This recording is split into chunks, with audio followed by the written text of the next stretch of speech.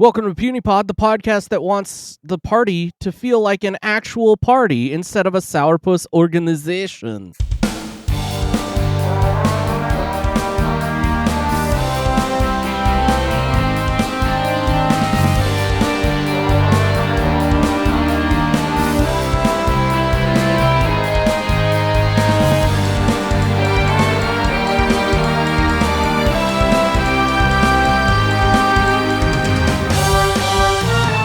Welcome to Puny Pod, everyone, the Marvel fandom podcast where we rewatch the MCU in release order, and over on our monthly Bugle episodes, we cover Marvel news. I'm Ryan, and my co-host, who I would absolutely name a pig after, is David. David, how are we doing this morning? I'm very touched. Thank you, my man. I would name a pig after you as well. Can't you see the resemblance? Oh, gosh. This is going to be a fun one. I've sharpened my Russian accent to a T, and I'm ready to talk about it. How are you? Oh, I am not too shabby. We're living in a good time for Marvel stuff. We're recording this here in August of 2025. We just got Fantastic Four a couple weeks ago. I'm excited because Iron Man and His Awesome Friends comes out on Disney Plus in a couple of days. Have you watched Wakanda Forever yet? I have not watched Eyes of Wakanda. Eyes of Wakanda, yeah. Sorry. I watched the first episode, which was the BC back in Crete. Yep. Pirates in Crete. I like the animation style and I like the idea of the show, and it seems really cool so far. Well, if you like it, go to Metacritic and rate it 100. Asking for a friend. Yeah, that's fair. And on top of that, David, we're going to get to see each other in person this month. It's crazy. I know. It'd be fun. First time. Yeah. So you and I've talked so many times about going to Knott's Berry Farm, and I cannot wait. David, did you get your park reservation for Disneyland? I did. Thank you very much. Yep. So yeah, we and speaking of going to Disneyland, that's what you call an organic transition that I just ruined. Just a quick plug, and I know we're in the first 4 minutes. Who puts their plugs in the first 4 minutes? This guy, that's who. Just a quick plug. I am a travel planner for Concierge. We do all kinds of theme park related travel, cruises, all kinds of stuff like that. So if you want to go check out Disney parks or a cruise, it doesn't have to be a Disney cruise. We have lots of things. We have Universal stuff available too if you want to go see other Marvel stuff, because over in Orlando they have Marvel stuff in Universal as well. Go check that out. I've got a couple of trips that I'm working on. And one of them, actually, this guy, he's just like me, where he does all of his research. So he hit me up with this well-researched trip. And I was like, dude, you hardly need me, but cool. And he's been great to work with. He's going to Disney World for the first time. He's a Disneyland every year kind of guy. Going to Disney World for the first time here in October. And so he's been a ton of fun to work with. So even if you are one of those planner types, you can do that and then hit me up and I can help you out filling in the blanks that you got. So cool. Well, David, why don't we just go right into it? Let's get into the episode here. This month we are covering Black Widow, the 2004 song with the music video featuring Michael Madsen. Rest in so peace. Good. This is going to be such a long episode. There's a lot of Black Widow. You got my joke from last time. There is. So yeah, we are covering the 2021 Black Widow Marvel release. David, I am sure, because I just know kind of the surface level what was in the headlines. I'm sure our production details are about to get real interesting, so why don't you tell us? Sure. 2021 flashback. pandemic. This is prime. Wait, can we go back to the movie theater territory? So, Black Widow released July 9, 2021.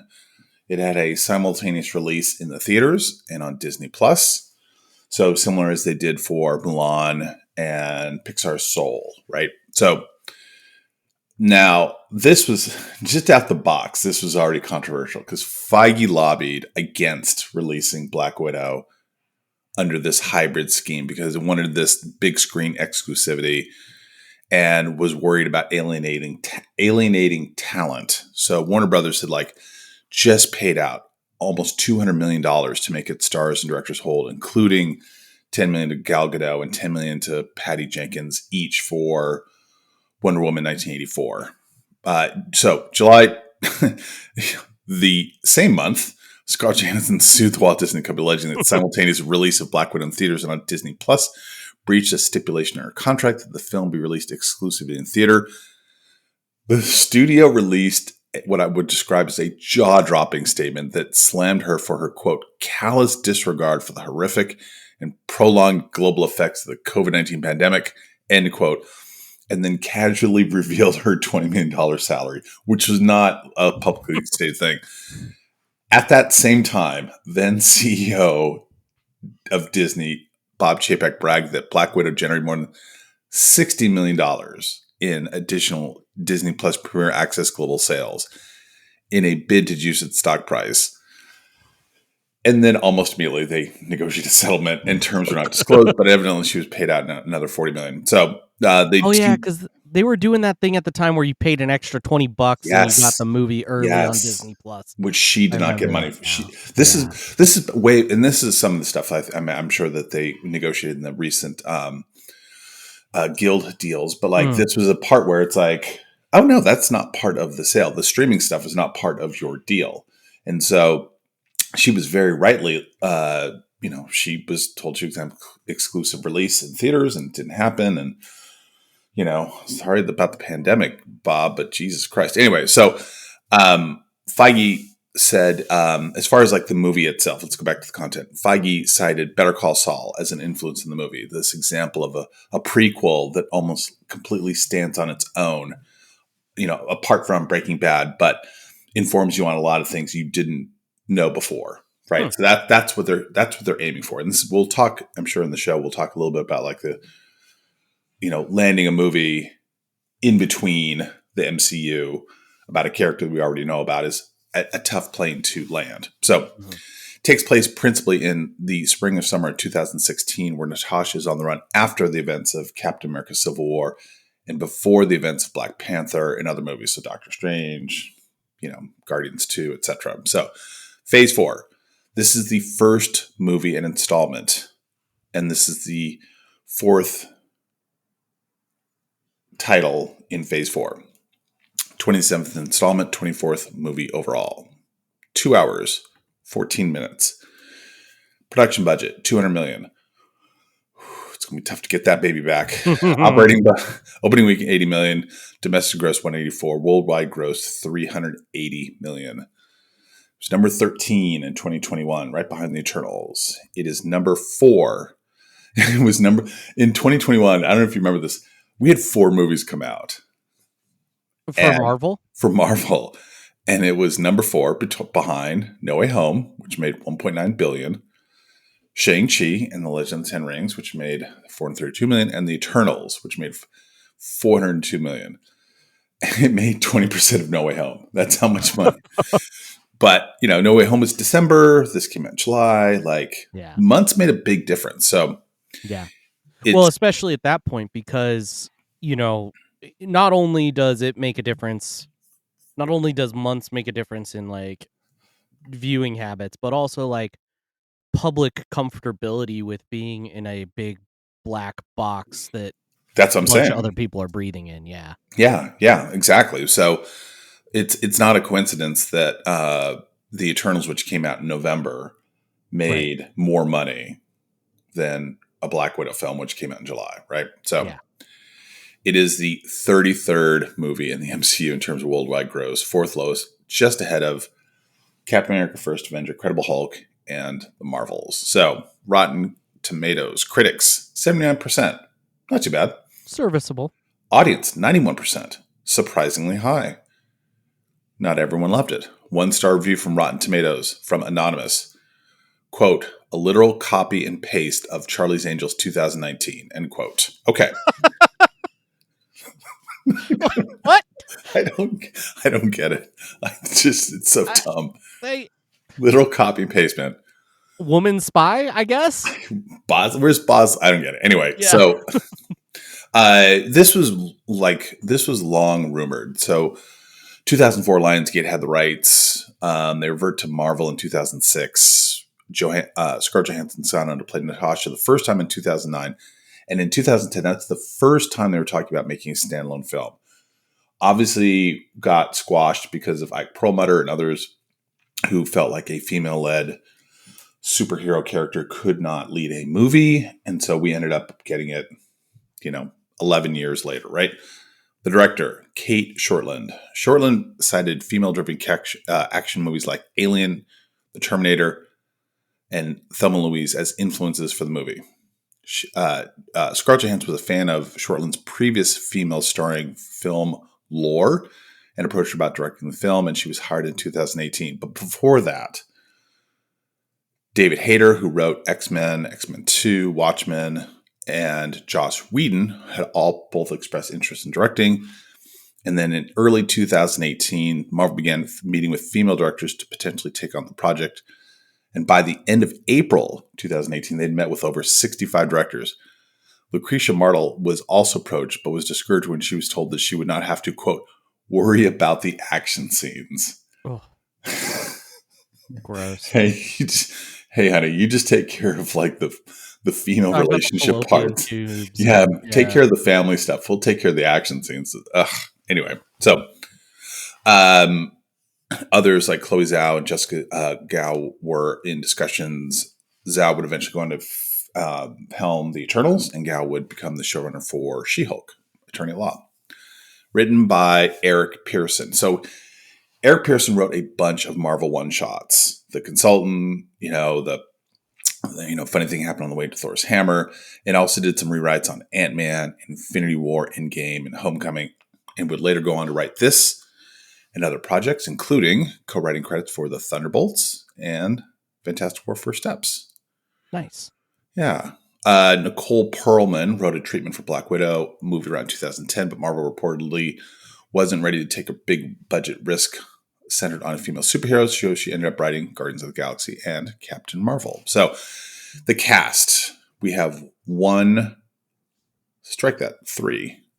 Returning cast members: Scarlett Johansson as Natasha, Florence Pugh as Yelena Belova, Emma Watson, Alice Englert, Darzkovsky were all considered for the part of Yelena. And I didn't realize that, so David Barber as Alexei Shostakov / Red Guardian. This is David Harbour. Love that guy. David Harbour's the best. This is his third comic book feature. He was also in Hellboy, and he was in Suicide Squad. He auditioned to play the Blob in X-Men Origins Wolverine, but was rejected for being too fat, which I love that. And in this movie, we'll get to it, but dude did not do the... He had some dad bod going on. Yeah, he did not do the egg whites and broccoli lean dieting for the... So anyway, Sebastian Koch and Alec Baldwin considered for the role. Rachel Weisz as Melina Vostokov. She is one of only 2 Oscar winners in this movie. William Hurt was also one. Ray Winston as General Victor Dreykov. It's funny enough, he asked to get released from his contract when told he needed to reshoot his entire performance, but eventually he capitulated rather than sue Marvel, which is why we haven't seen him again. Olga Kurylenko as Antonia Dreykov / Taskmaster, and who was in the running for Wonder Woman, and I think she would have done a good job there. And then O.T. Fagbane as Rick Mason. And then we have Julia Dreyfus as the Contessa Valentina de Fontaine, and William Hurt as now he is Secretary of State Thaddeus Ross. It is his 5th appearance in the MCU, along with Incredible Hulk, Civil War, Infinity War, and Endgame. So, we kind of joke a little bit, not joke, but like this was a messy production. No actor sues the studio to like get paid, right? Yeah.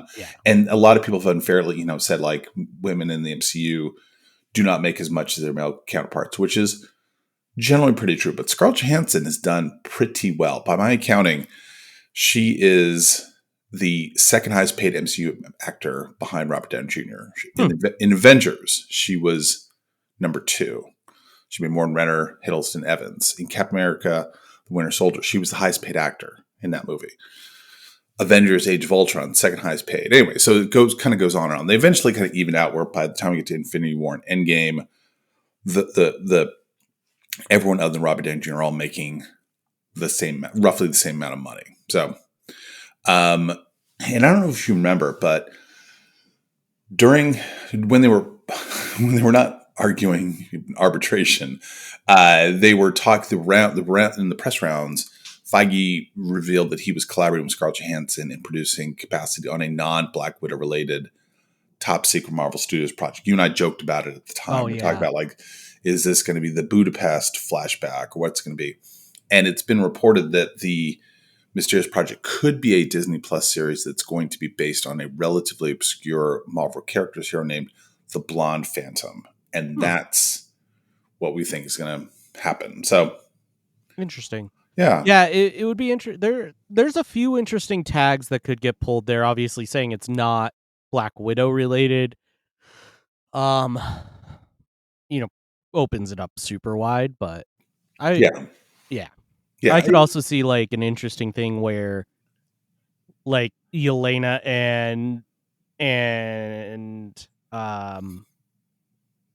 or Yelena's like doing like a new Black Widow Academy or something. That would be kind of cool. But yeah, I think it's going to be something entirely unrelated that she can, slap an executive producer label on, and it's her trying to bolster her resume, right? Like I think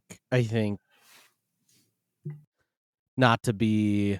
I think she's trying to be savvy business person, right? Yeah. Like, and you don't act forever. yeah, exactly. And you want to move on to either directing and producing, and so this is her first foray. And fortunately, it sounds like things were kind of cleared up with Marvel, but it's pretty messy. Well, let's get into the comic book stuff, which is not as messy. And I will say, in similar fashion to what I said about Loki. Remember, when we did Loki last month, I was talking about how there is so much multiverse to Loki that I can't cover it all. There's so many romantic partners for Natasha and a little bit for Yelena that I chose not to cover them all. So please, comic fans, know that I will glaze over a little bit of that. So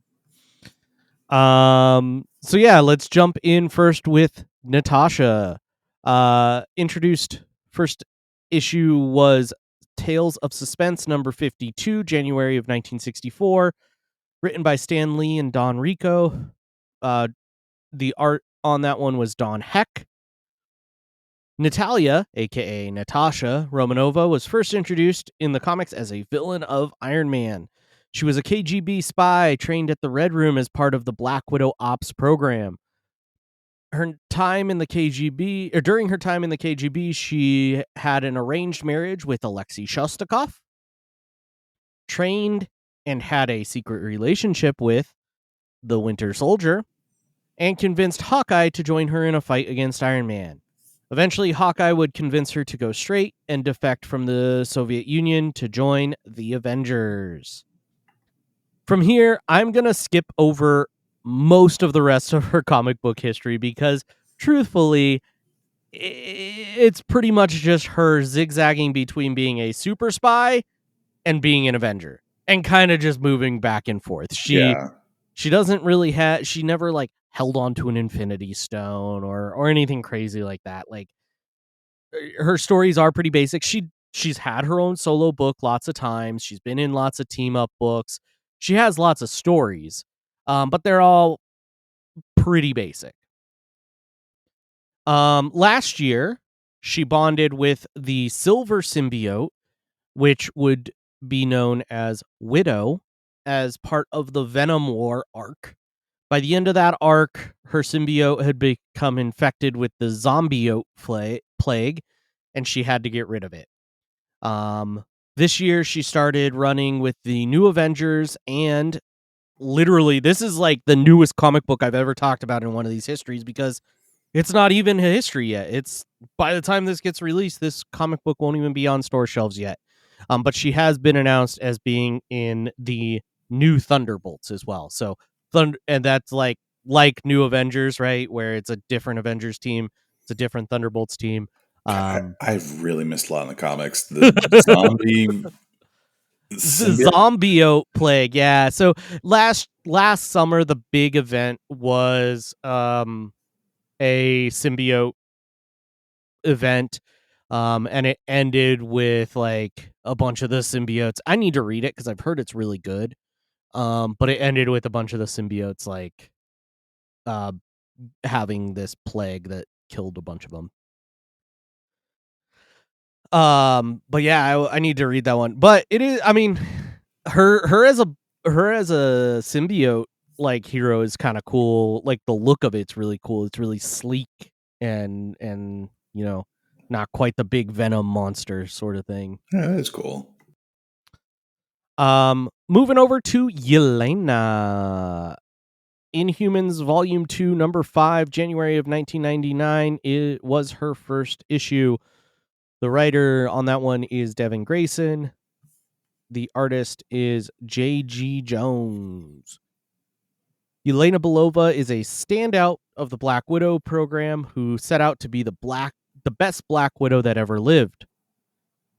She did have a comes later retconned type of origin story, but it's largely from the Marvel Max line of comics. And for those not familiar, Marvel Max was basically in the mid to late 90s. Marvel was like, how do we get really edgy for the sake of being edgy and make these adult comics? And so they're pretty much edgy for the sake of edgy. So for that sake, and for the sake of us being a family show, I'm going to skip some of that retconned origin story. After being schooled by Natasha Romanoff, who Yelena was obsessed with, but also at the same time despised because she was a traitor of the program, Yelena broke free of the Black Widow program and started to work for S.H.I.E.L.D., albeit a corrupt part of S.H.I.E.L.D., of course.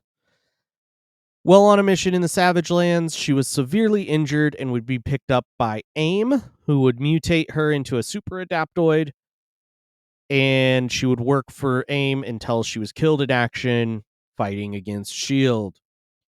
Now, of course, because comics are comics, and Yelena ended up being a pretty popular movie character, Yelena was brought back to life by her memories being downloaded into a clone. She took up the mantle of White Widow, which actually the costumes in this movie where they're wearing white in their kind of white suits, that's very reminiscent of Yelena's costume or comic book look. And currently, because movies, Yelena runs with the Thunderbolts in the comics. Moving on to Malena. Marvel Fanfare number 11, July 1983. Written by Ralph Macchio. Not that Ralph Macchio. And Good God. and drawn by George Perez. Milena Vostokov's origins are largely unknown. Her early years mostly follow the path of Natasha Romanoff, albeit with less acclaim. At the point where her path, where Natasha went west and joined the Avengers, instead of that, Yelena became an independent mercenary called the Iron Maiden, complete with her own suit of armor. Now, this isn't like a big Iron Man suit of armor. It's more like it's sleek and spy-like, if you will. The Iron Maiden has kind of popped in and out of comics throughout history, largely being used as like a member of a group of assassins, right? So it's like, hey, this group of assassins got hired to go kill Iron Man, or this group of assassins got hired to do XYZ thing. That's kind of where Iron Maiden would pop up. She hasn't been featured in a significant role since a 2018 arc where she was hired by Stark Industries to take back equipment that Riri Williams had stolen. Moving on to Red Guardian. Introduced Avengers number 43, June of 1967. I forgot to grab the writer and artist on that one. I apologize. Sometimes the movies get it, right? We talked about this a little bit with like Bucky, right? The movies kind of get it. This is one of those times. Alexei Shostakov, it was an acclaimed test pilot for the USSR who was married to acclaimed ballerina, as far as the nation knew, Natalia Romanova. He was selected by the KGB for all the best missions. During a mission, the KGB sent him to far-off lands and communicated to his wife, Natalia, sorry, I'll use that interchangeably because they kind of do in the comics, that he had been killed in action. This mission set each onto their ultimate paths. Alexei got the super soldier serum, while Natasha joined the Black Widow program. After a fight with the Avengers in a 2004 issue of Daredevil, Alexei was captured and put into custody. From there, Alexei would not show back up in the comics until 2011, when he resurfaced as the Ronin for actually a pretty short run, and then eventually became his obligatory drag this guy out because we're about to put him in the movie arc, where he would meet and team up with Yelena Belova. These days, Red Guardian's running with the Thunderbolts.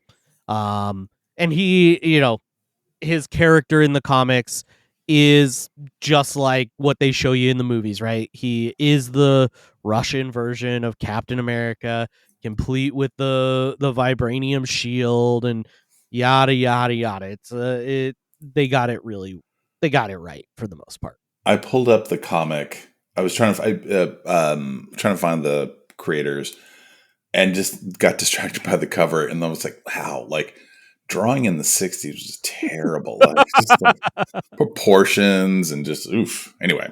Yeah. Yeah. Did you grab it? What's that? Oh, it was yeah, I had it for a second. It was Buscema, and I couldn't find the writer. Wait a second. Google, quick, Google. There it is. Art by John Buscema and George Russo. Roy Thomas. Roy Thomas. That makes sense. He was, we should have known that. Yep. All right. And last but not least, Taskmaster. I thought about leaving Taskmaster until Thunderbolts, but I decided to cover them here. Anybody who's seen Thunderbolts gets that joke. Avengers number 195, February of 1980, written by David Michelini, drawn by George Perez. Tony Masters was born with the ability to duplicate the movements of others through brief observation. Let me repeat that. Tony Masters, not Antonia Dreykov, was born with, not augmented with, the ability to duplicate others' movements. So she's the first mutant. Got it. So I'm going to keep this super brief because I think as a Taskmaster fan, I really hope that somewhere out there is a Taskmaster just like the Mandarin who is like, God, why'd they use my name? Who's going to come back in and be like the actual Taskmaster. Um, in the comics, Tony was a agent of S.H.I.E.L.D., got the Nazi super soldier serum during a mission, which twisted his memories and turned him into a villain. His skull mask that he wears is a tribute to Santa Muerte, the Catholic depiction of death. He's been a longtime villain in the comics, appearing in many stories, usually with a bit of comedy mixed in. He kind of has a little bit of that, kind of that Moon Knight style comedy where it's very dark, very like kind of chaotic comedy. Mhm. And he's even had some of his own solo books. He's had a couple of runs of his own solo book. He also has his own school officially titled Solomon Institute for the Criminally Insane, but also colloquially known as the Taskmaster Academy, where he trains S.H.I.E.L.D. agents, he trains villains, he trains henchmen, he trains heroes. He trained John Walker, actually, when John Walker was becoming Captain America for the uh, when for the superhero or superhuman act. Taskmaster is actually who trained him. Most recently, Tony Masters has been running with Deadpool, which is a frequent companion of his in the comics. A lot of times, because Taskmaster is very mercenary based and is a mercenary himself, he'll run in a lot with Deadpool. Very, very, very compatible type stories because kind of their personalities mesh well. So yeah, as of like earlier this year, he was appearing in Deadpool comics. So. And not a woman. Got it. And not a woman, and not at all related to the Red Room. So just to kind of quick question for you. So we have all these characters. They are stitched together for this movie, correct? Yeah. Yeah, I mean, you have realistically like Black Widow got it pretty the like good guys, quote unquote, right? So they all got it fairly right? Like Melania a little bit, like they didn't ever give her suit of armor. Some people say that like one of the you could kind of see her armor in her storage room. I don't think Mm, you really can, but whatever. But like Yelena and Natasha and Red Guardian, they got those fairly right. The Dragov family, if you will, right? Because we know Dragov and we know his daughter.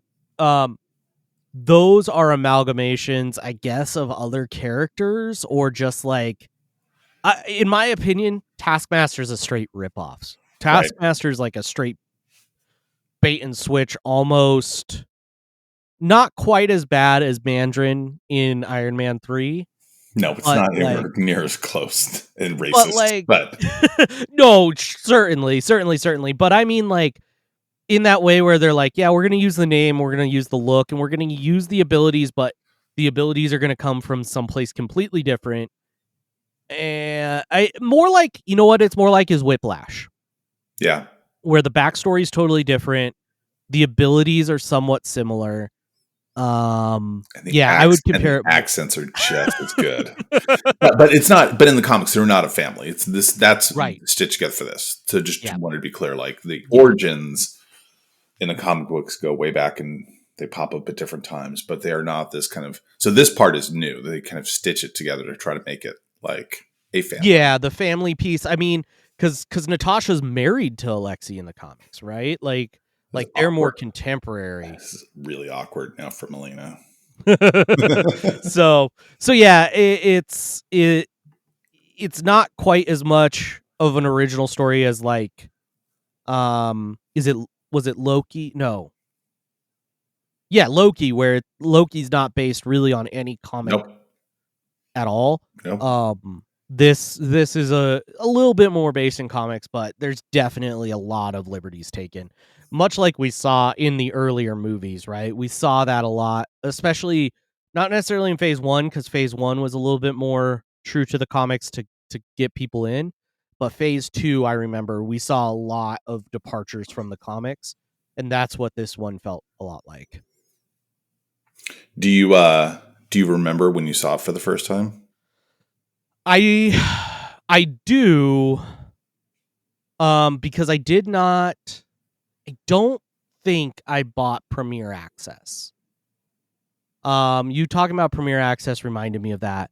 I'm trying to remember. Maybe I did because I'm such a Marvel fan and I was like so hungry for anything new that I did buy that Premiere Access.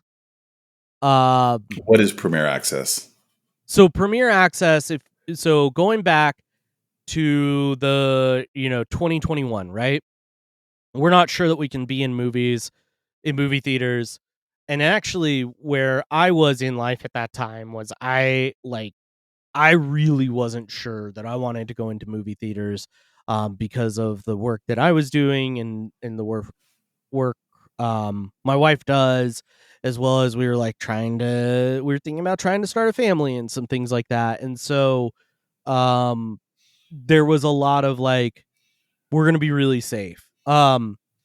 So at the time when Disney would release a movie, they would release they did it for a few movies, I think 3 or 4 movies, where you could pay $20 and you got access to that movie like a month ahead of everybody else who had Disney Yeah, Plus. your basic VOD. Yeah, right. Yeah. Yep, yep. I envision Premiere Access as like those little like individual cells that we see in this movie. Like your special, like I'm not going to get COVID because I'm going to be my little like my own little private. No, yeah, Premiere Access is just basically like the simultaneous release, Yeah. and I am certain I did not go see this in the theater. I'm Yeah. certain I saw it on Disney Plus either during that early window, or if I'm being honest, it might have been when it came out. Yeah. When generally released, I should say. Yeah. Yeah, and I remember like I was kind of following this one cuz there were several times where like a Black Widow movie got pretty close to the surface, right? Like there were rumors of it starting to film, or there were rumors of a significant treatment that had been pretty generally accepted, and then it fell off, and back and forth and back and forth and all this back and forth about what's the content going to be, right? We kind of knew it had to be a flashback because she died in Endgame, and so we knew it had to be a flashback. But is it going to be Budapest? Is it going to be a different mission? Is it going to be this? Is it going to be that? Is it going to be the other? Is that actually going to be a real Taskmaster? I remember seeing Taskmaster in the trailers and being like, this tone is way off for Taskmaster. I don't understand how Taskmaster is going to fit in. Um, and so yeah, I kind of remember. I remember going into this. It was really interesting. The first time. It was a really interesting place because so much was uncertain, and this had been something we'd been teased with and waited for a very long time. Thanks, Ike Perlmutter. But yeah, what about you, David? Any other kind of initial? Yeah, I think my reaction at the time was because she's already dead. It feels very anticlimactic and Mhm. like 10 years too late. And Yes. in the super secret spoiler show, we'll talk about this. Somebody on Reddit had posted an idea for a trilogy, which I will run past you because it sounds really cool and fits very well within the timeline, if you will. So I'll be honest, like I wasn't like super jazzed, like, oh man, I cannot wait to see this. It has nothing to do with the character or the actor, or it's just like, she's dead and none of this stuff kind of matters in a way. Yeah. You know what I mean? And But and with the way it released, it almost comes across as like, I guess we'll put it out. right, right. So it's not quite Echo, but Right. it's not, it just didn't get its proper due. And it's unfortunate for, that it occurred, that the stuff in the messy stuff in the background occurred. But I will say that on rewatch, I was interested in seeing the characters who are now in the Thunderbolts, to see them and to see if my recollection of the film as being kind of like just sort of okay if that stood up. It's Yeah. not really, it's not interconnected. There's no stones. There's no heavy like interweaving of this to something in the future. There's a couple nods and a couple flashbacks, but nothing like that. How about you? I would say the same. I like this movie. Um Yelena has become a standout in the multiverse saga as one of my more favorite characters. Um I don't think it spoils too much to say she'll show up a few more times, right? You Um would hope so. right. And actually I think maybe we're going to review another project she's in later this year. But I really enjoyed that. And I remember that feeling of like, oh, I liked Yelena. Um, I have rewatched this a few times. This one is one that I've rewatched a couple of times, and so like I was more familiar with it than anything. I also really like David Harbour. Like David Harbour and his part was something that I remember standing out the first time I watched it, and like kind of like going back to it. So I was looking forward to going back to it um in just that kind of like, oh yeah, let's re-experience this is, and I also wanted to watch it in like in the vein where like I went to a movie theater a couple of weeks ago, not like, oh man, I can't leave the confines of my house and I better put the red tape back around the door when I get back inside or else the demons will get in. um that was a I will say painful, this. holy crap. I know. Well, that's the tough part. Like the Yeah. days, months, stuff blurs together. The precautions people are taking, and so forth. And this was definitely, the last three titles that we reviewed were all watch at home, right? They're Mhm. all streaming on Disney Plus. The first one we're back in the theaters, and so it unfortunately gets like tainted a little bit with the overhang and the general, I don't know, emotion slash Yeah, the behind the scenes stuff kind of shadows it a little bit. yeah, and then having the pandemic kind of overhang, and that's just all the negativity associated with that, and like what should have been a really bright, shining, like, oh shit, we're sorry, we're back in the theaters, and it didn't feel that way, at least for a while. Actually, if I'm being honest, like movies are still, the box office is still lagging Oh yeah. 2018, right? Like it's Yeah, anyway. So absolutely. Well, let's get into the breakdown, David. Let's start in Ohio. Very Ohio. Um as the kids would say. So we get the classic Marvel opening, flipping through the comic books, ends with T'Challa and his explosion. Um We're in 1995 Ohio. We see a young Natasha Romanoff playing with her adoptive sister, Yelena Belova, but Yelena falls and hits her leg. Their mother, Melania Vostokov, arrives and calls them inside to dinner. They're joined by their father, Alexei Shostakov, who tells them that they're going on their, quote, big adventure. They pack up supplies, including a shield disk with intel, and leave their home in Ohio to go home, quote unquote. so They drive not going to Disneyland. right. Although they are watching the Donald Duck short Trick or Treat in the background when he gets home. I did clock that on the TV. That's funny. Which actually, now that I say that, I realize that probably one that sets it at Halloween time, which it makes sense, right? Like the general oeuvre is fall.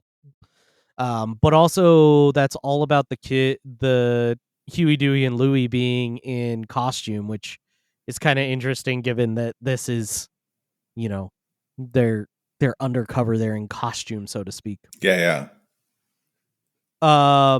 They drive to a small airfield where shield agents try to stop them, but the family manages to escape thanks to Natasha's emergency piloting. There's no way this would happen. She's like 12 years. There's absolutely no way. She can't even drive. You're gonna fly a plane? Come on. And I will say throughout this first scene, especially like pre-airplane part, watching this 12-year-old who knows exactly what's happening react to it versus played against Yelena, who's much younger, and her kind of blissful ignorance is it's dark. Like I went to watch this movie I was going to watch this movie like during one of Ted's nap times, but then he didn't want to take a nap, so I was like, "Oh, I'll watch it. It shouldn't be too bad to watch with Ted around."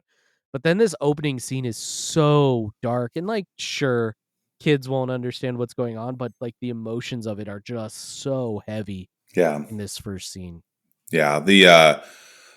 Your point about her realizing everything that's going on, even though she is, we don't know her age, but I'm guessing she's like 11 or 12, to know what is going on while her sister does not, and you see it later in the movie, you're like, oh wow, that's a bit of a gut punch. It is. So the family arrives in Cuba and are greeted by General Viktor Drakov, followed by troops that try to separate the injured Milena from her family. Natasha grabs a pistol from the military and threatens to kill them if they touch Yelena. Alexei calms Natasha down and tells them that the girls are strong and they will be okay. As he says that everything will be okay, the girls are tranked and given to Drakov. So not okay. Yeah. So Joe, not okay. The your point about like Natasha knows what's going on, and her obviously knowing how to handle a weapon, like very like pretty wild. And the North Institute, by the way, that's referenced here, which is what Alexei stole from, that's from an arc in the comics that is very similar to the plot of this movie. Like I would guess they read those comics to make this movie, because that is like a direct pull from the comics. And then we get maybe one of the most dark like montages in so dark. Teddy, in Marvel. hide your eyes. Yeah. We get a hauntingly beautiful cover of Smells Like Teen Spirit, and then it's just this dark montage of the girls going to the Red Room, being trained, Black Widow's intervention in various world events. It's really dark, and I do want to say, like, for anybody who hasn't watched this movie, something just to note, with current world events, this montage hits even more, I guess. Because it's showing human trafficking in action, right? Yeah. Like, yeah, it's brutal. Yeah, it definitely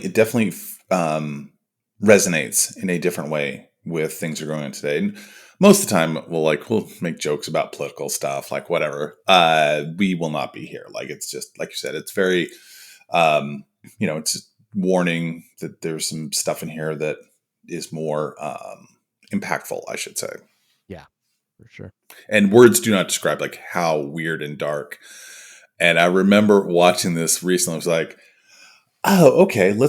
So much for the upbeat. Like, right? We've gone from like WandaVision and Brady Bunch episodes to this super dark. I was like, yeah, good God, let's put down the Dark Knight. Let's get a little cheer in here. And maybe that's think about the first couple of movies that came out in 2021. You had this that opens up so dark, and everybody needed a reason to smile, and this was not giving them that. And then you have Eternals, which I know you famously have not watched yet. I've watched like 10 minutes of it. Also kind of has like a dark tone to it. So Marvel, maybe that's where your misstep was. Maybe it wasn't so much that we went crazy with the multiverse. It was, let's throw out two really dark, depressing movies really quickly. Right. Still making the pitch for the multiverse. I love it. Fast forward 21 years. Natasha is on the run for violating the Sokovia Accords. Thanks again, Tony. She's pursued by U.S. Secretary of State Thaddeus Ross, which, by the way, Man, do I miss William Hurt as Thaddeus Ross. He's great. And they did have to make a mention because he was sick at this time, right? He was about a year out from death, and I believe had like a disease that was headed towards terminal. And so they did make some mention of like his kind of worsening physical appearance.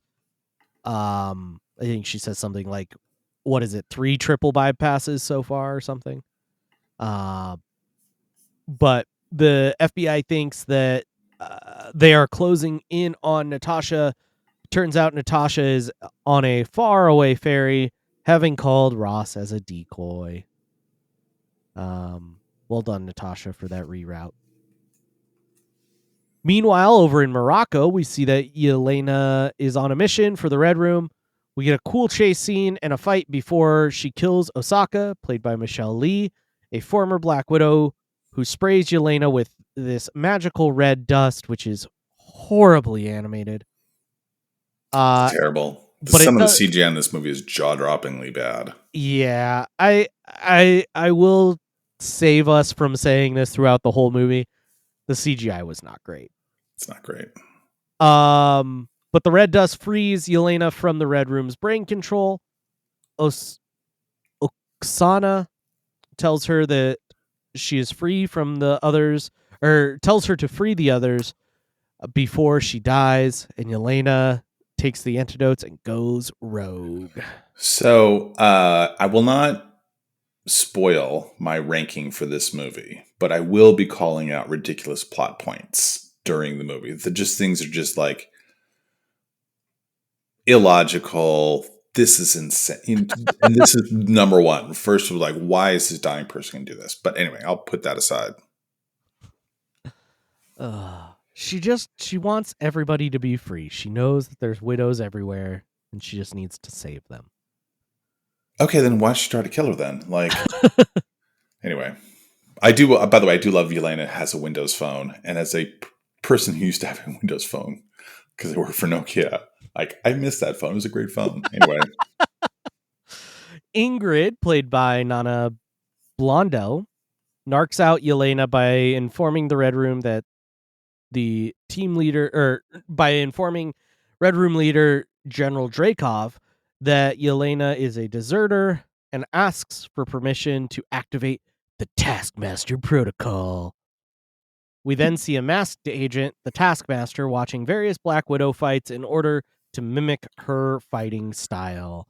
And the other Black Widow comes in and kind of draws a little smile on the face.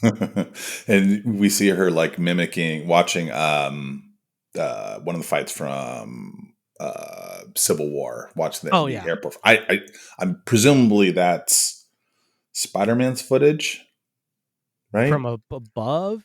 Yeah. I don't know what else it would be. Who else would be up there other than like Red Wing or something? Or drone. Yeah, exactly. So anyway. Move over to Norway. Natasha picks up groceries and drives to a safe house with her colleague Rick Mason, played by O.T. It's just OT. It's fine. I butchered his name once. Let's not butcher his name again. Asleep on her bed.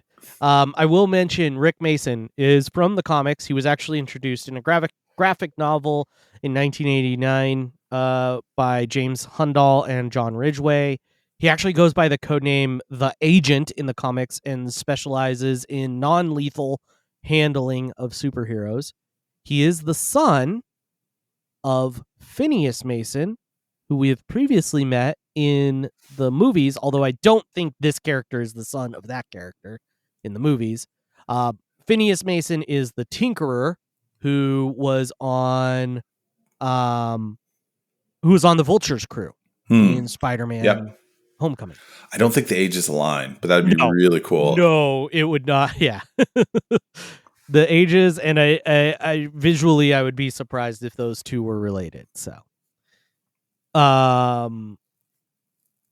but Rick has brought the items that Natasha asked for: fake passports, entry visas, IDs, all assigned to Fanny Longbottom. and and a generator, as well as a hardware kit under the stairs.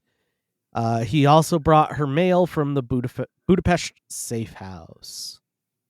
I have to pronounce it Budapest because that's Budapest? No, Budapest. Because so much grief was given in the movie around the pronunciation. That night, Natasha is watching TV when her generator runs out, so she heads to town to buy more fuel.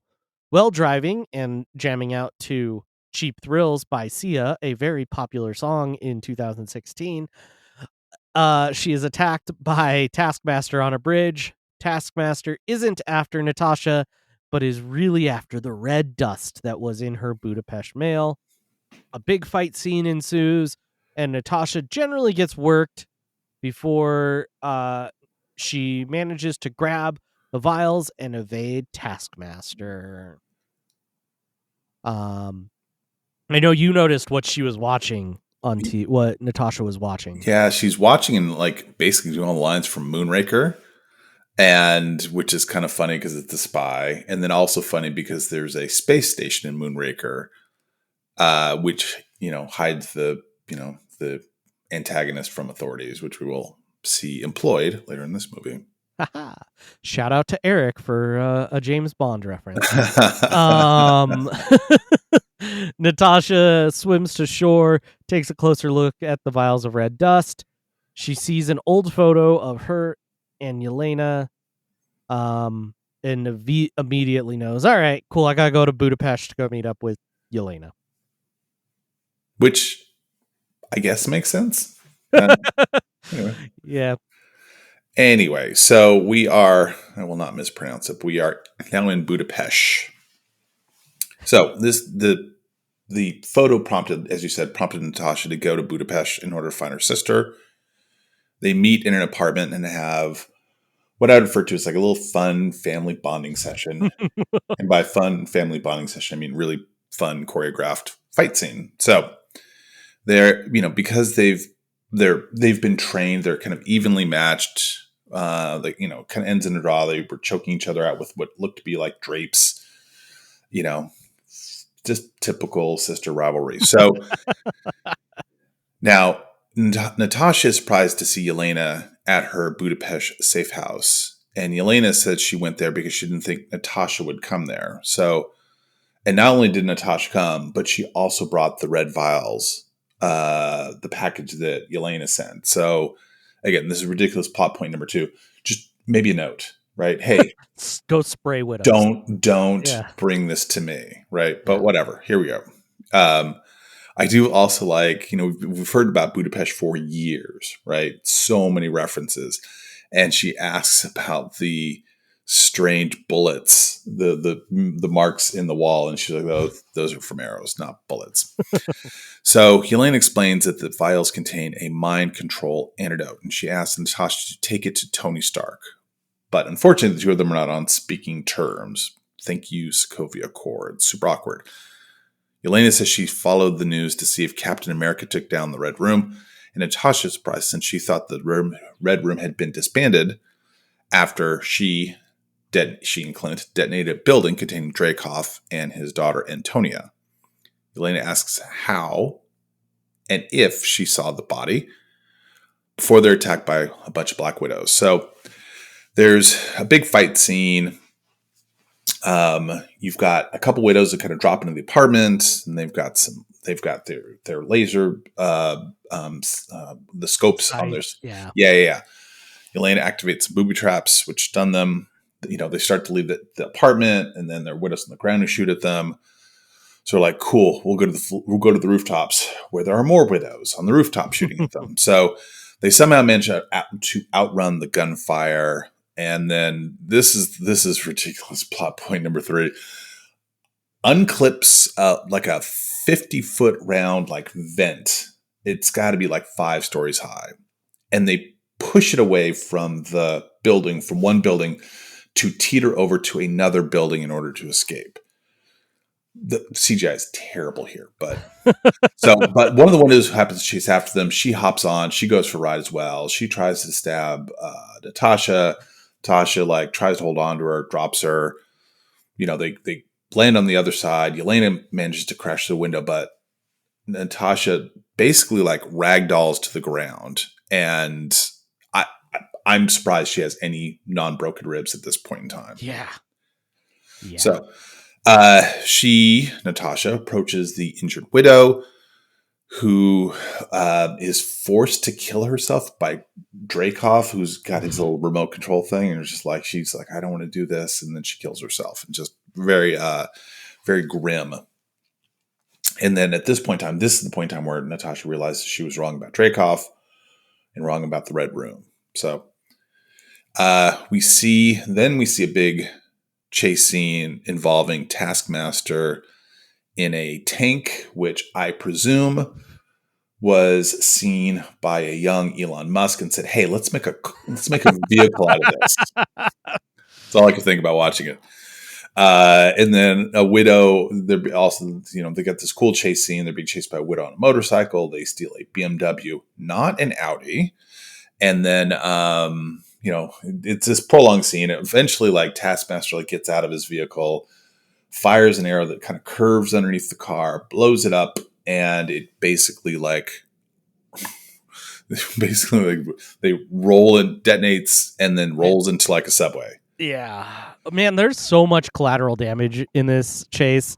Like, there are so many dead Budapesters. I like Budapesters. We'll go with that. Like, just crushing cars left and right. Yeah, the scene is basically like this big vehicle which is just destroying everything in its path. I can't begin to describe it. I do like when they get into the car, you see kind of throughout the movie, they do a pretty good job of like sprinkling like sister bickering, and she's anytime now, like, let's go. You're welcome. Right. And when they hop on the motorcycle, same thing. Right. So they managed to escape Taskmaster in the subway. So there was like some Yelena had injured arm. She's bleeding. They put blood by a grate in the subway, and Taskmaster jumps in there thinking they're there when they're actually in in the kind of the shaft where Natasha and Clint hid previously. Yelena explains the Taskmaster can study and then mimic anyone's fighting style, and asks about Dreykov's daughter. And then we then get a flashback on the day Natasha killed Dreykov. So this is 12 years earlier, maybe. Yeah. And Natasha used Antonia to make sure that Dreykov would be in the building, which Clint detonated at the time. So Yelena says, quote, "And here you are, not so sure." And Natasha says, "Well, I needed an out." And I will say this, is that because Scarlett Johansson is a really good actor, and this is one of the points in time when I watched it, and you could see her like her eyes twitching and her lip is kind of like quivering, if you will, as she retells the story. She's like, the emotion that she's putting into this thing that's haunted her for all these years, and we see about it later on. And the other thing is kind of, if you notice it when watching it again, is when she's talking to Clint, she has a slight Russian accent when she talks to him, which obviously by now she clearly has no accent at all. So right, and this is paying off what I think was maybe an improvised, intended to be throwaway line from Avengers, right? Where Loki is intimidating Black Widow and says, your ledger must be red. Your ledger is red, dripping with blood. Do you remember Dreykov's daughter? Or he says Dreykov's daughter. He just says it kind of out of context. He doesn't say, do you remember? He just says Dreykov's daughter, which a lot of people were like, oh, is that her? Is Dreykov her actual dad? Or, there was a lot of fan theories up to this point of like, who is Dreykov and that sort of thing. Because he wasn't pulled from the comics, right? Like we mentioned, Dreykov, who we see in this movie, is an amalgamation of several other characters named other things. So you couldn't really spin that yarn from comic book knowledge that this is who it was, but this is paying that kind of line off from Avengers. Yep. That's a great call. So then we get into the sisters road trip, which I think is maybe one of the better sequences from this movie overall. So post-fight, the sisters walk into a gas station looking for supplies, ibuprofen to take after the fight, etc., etc., etc. And we get a ton of exposition. This is basically our exposition scene.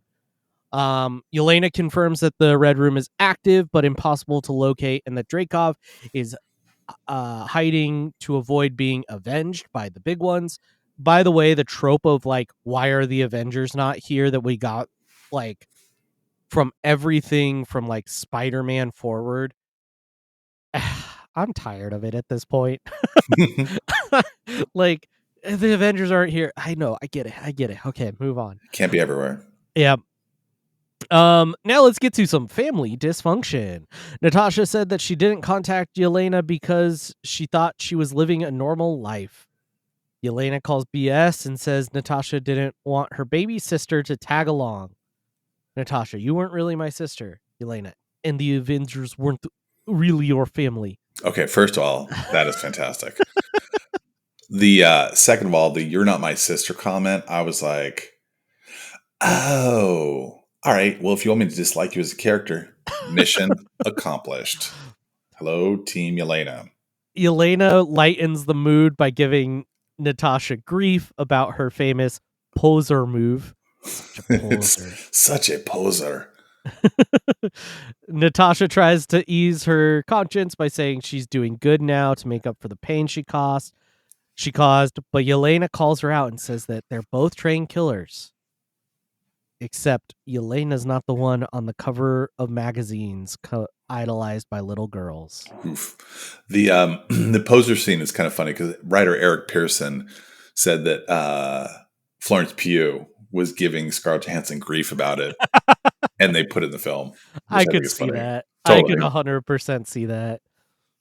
Later that night, the sisters are in the same spot and split some beers. Real good hiding, guys.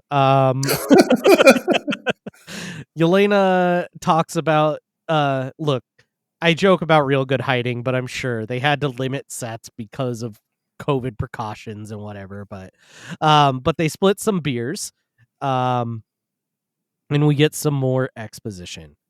Yelena talks about the Red Room counter agent, which she retrieved, and explains that Natasha is still subject to chemically altered brain functions. Yelena delivers a depressing summary of the network of widows, young, unprotected girls who are taken by Dreykov. Few survive, and the rest he kills. Yeesh. Yeah, pretty dark. And then they discuss their background. Yelena tells Natasha of her made-up story where the two of them are from Ohio, and that Natasha is a science teacher out west. Interesting little poll. This is actually from the comics. There was an arc where Natasha used the name Nancy Rushman, might sound familiar from Iron Man 2, where she was Natalie Rushman, as a cover, and she was a science teacher at that time. So this is kind of pulled from that. And she has a husband in Yelena's version of the story. Natasha reveals that she's been too busy to even create. She can't even imagine. Yeah. She can't even imagine like a fake life, right? Yeah. The sisters ultimately agree to go kill Dreykov, but they need a plane. So, back to Rick Mason we go. He supplies them with an aircraft so that they can break Alexei out of prison in order to find Dreykov. I do love the couple things I do love as they drive there. Like, she's got the tactical vest and she's so proud of it. And like, it's so the only thing. So cool. So many pockets. And it's the only thing she's purchased. She's, she's been mind controlled. And she kind of gives, like, watching it again, I get Winter Soldier vibes from her a little tiny bit, just for like she's freed from the mind control. Okay. And just, I don't know, I thought it was kind of interesting. Kind of Winter Soldier from like Falcon and Winter Soldier, where we see like Bucky getting back into the real world a little bit more, Yep. not Acclimating. just running and hiding. Yeah, Yep. And killing. I can Yep. see that. I can see that. How, Um, let me ask you this. We are about to get to the prison scene. This is probably like how excited were you in this point in time in the movie? Like, okay, enough exposition. Now let's get to the prison. yeah. I like these scenes. I think like were it two other actors that didn't have the chemistry, these exposition scenes would definitely drag. But they have good chemistry. And so they are enjoyable to watch. I will say that. I will also note about the vest that you called out. Um, Natasha actually wears that same vest in Endgame, Yeah. which Yeah. we see at the end of the movie. It gets given to her, but yeah, it comes back in It's a Endgame, which is fun kind little, of a sweet little yeah, payoff. it's a fun little Easter egg, right? So we cut to Alexei in prison where he arm wrestles prisoners, just breaking a bunch of prisoners' arms, and gets tatted up while telling the stories of the Red Guardian. It's the same stories over and over. And the tattoo artist behind him is like mouthing it like Pee Wee Herman in Pee Wee's Big Adventure, which is just so funny because he's heard it so many times. Yeah, so good, so good. Ursa, who's probably a reference to Ursa Major, a fellow Russian hero who can turn into a bear, calls BS on Red Guardian's story about fighting Captain America, basing it on the timeline of when Captain America was frozen and all this. So Alexei breaks his arm and mocks him. Oh, look at Big Bear. Gonna cry, little girl. Wait, what? That was a terrible accent. Where did you go with that? Oh, I have Where no did you go? idea. You just got, it's a Rocky and Bull. Moosey Squirrel. Fair. Moose and yeah. Let's skip Um, over the tattoos and let's go to the next. No, I'm kidding. I do want to do a quick sideline into the tattoos. I know you said skip it, but I'm gonna do a quick sideline real quick. I love Russian prison tattoos. Like, there's what's really cool is there's a lot of symbolism in them. They mean a lot of things beyond what you think they mean. So, for example, like I have a tattoo actually of my cat wearing a top hat that's inspired by a Russian prison tattoo. I don't actually like pretend to have earned that tattoo because that would mean I'm a thief, and I'm not a thief. But You've stolen our hearts, Ryan. there So you close go. There enough. you go. So on Alexi, you can see a few tattoos that would, and to decipher their meanings is a little bit interesting. So you do see he has thieves stars on his chest. Those are stars that you get every time you're in prison for having been a thief. Mm-hmm. He has roses on his shoulder, which typically a flower and dagger together mean that you were imprisoned under the age of 18. And it being on your shoulder means that you got that tattoo during your first imprisonment. Now these flowers are wrapped with a banner that the Cyrillic translates to Natasha and Yelena, so a little bit of a tribute to his quote unquote daughters. But I do think that they probably used flowers there because of their meaning of being under 18 within the Russian prison system. Like that, I think that's like very symbolic of the young age at which Natasha and Yelena were brought into the Black Widow program. Right. Right. Um, a woman on the chest would usually mean induction into the Thieves in Law gang. Now of course the woman on his chest is um Milena. Milena, and it says love underneath it. Yeah.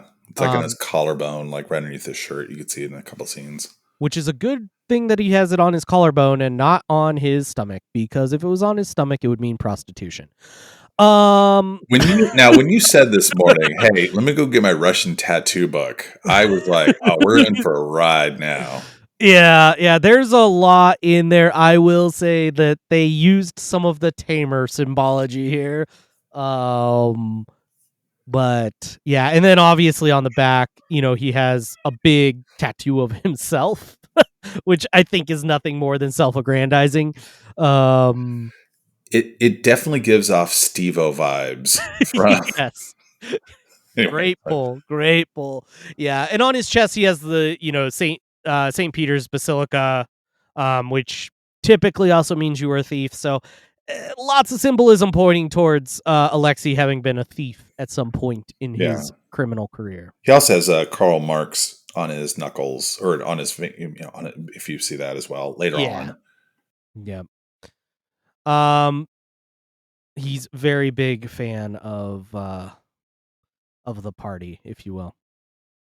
So yeah, Alexei collects his mail, which includes a red Guardian doll. He plays with the doll, and the head pops off, which has an earpiece in it. He hears Natasha, who opens up the prison doors and tells him not to make a scene when he escapes. Of course, this is Alexei. We get our first taste of exactly I who was he going to is. say subtlety is not this man's in this man's dictionary or in his repertoire. I will say ridiculous plot point, but number 4 is the fact that he had to have gotten his mail that day while they're waiting above, and then played with the doll and the head snap. I mean, whatever. Let's keep going. Instead, not making a scene means causing a huge, chaotic scene with the obligatory prison riot. Natasha joins into the fight to help out. Yelena blows up a tower with a grenade launcher.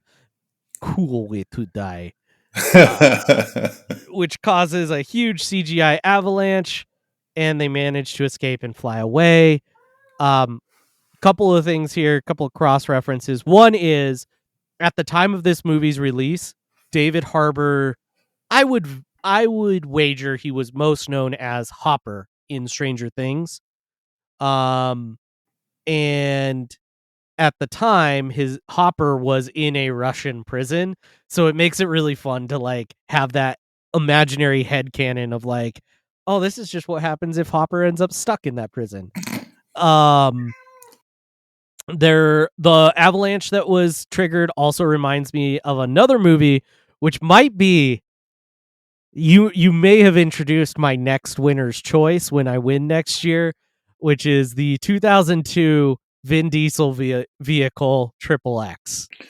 um, have you seen how much Fantastic Four has made? I would not be so confident at all. It's good. Oh, all right. Let's not. I don't want to rabbit hole us too Keep much. moving. Got to keep pushing. So we've got the 3 together. So they're on board the aircraft, and then we have kind of a not so heartfelt family reunion.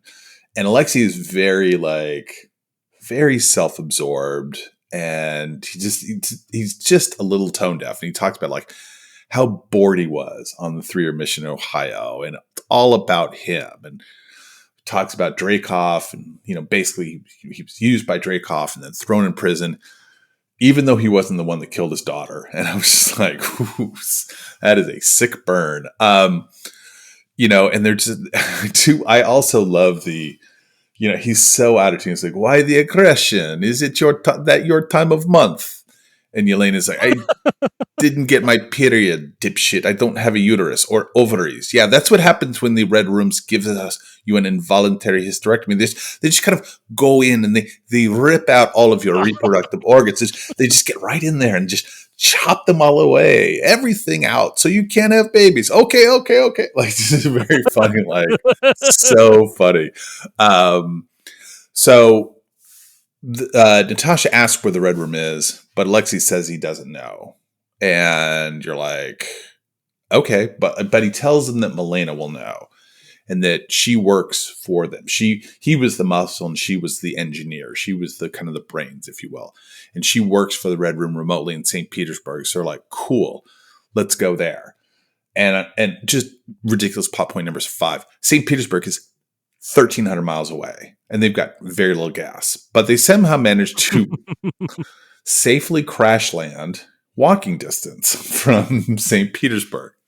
Whatever. It's a comic book movie. So as they walk to the home, Lexi calls over Natasha and he's like, hey, I need to ask you something. Did did Captain America ever ask about me? We were kind of contemporaries kind of thing. And she calls him out and she's just like, wait, you haven't seen either of us in 20 years and you're going to ask me about you? He's like, what is with the tension? Did I do something wrong? Yelena's like, is this a serious question? He's like, I only loved you girls. I did my best to make sure you would succeed to achieve your fullest potential and everything worked out. And Natasha's like, everything worked out? And she's like, yes, for you, yes. We accomplished our mission in Ohio. Yelena, you went on to become the greatest child assassin the world has ever known. No one can match your efficiency, your ruthlessness. And Natasha, not just a spy, not just toppling regimes, destroying empires from within, but an avenger. You both have killed so many people. Your ledgers must be dripping, just gushing red. I couldn't be more proud of you. Well done, by the way. That was a good one, and he held on to it the whole time. Thanks, I appreciate it. Yeah, I've been practicing for hours. So we then cut to Yelena. She's on her farm with her weird mind controlled pigs. She invites them inside and offers them a drink, which Yelena takes several of. Melina gives off the real mom of the year vibes when she questions whether Natasha's gone soft. And as the three women sitting at the table in the dining room, they're joined by Alexei in his red Guardian costume. It was squeezing to get in there. David Harbour did not lose an ounce of weight. We did get our obligatory shirtless hero. Yeah, it's completely like, still fits. Yeah. So good. That's going to be me on Halloween when I have to put on the Iron Ram costume. Are you? Good for you. I think so. Ted is obsessed enough with Iron Man that gotta bring up the Ram's got to come out. Yeah. There you go.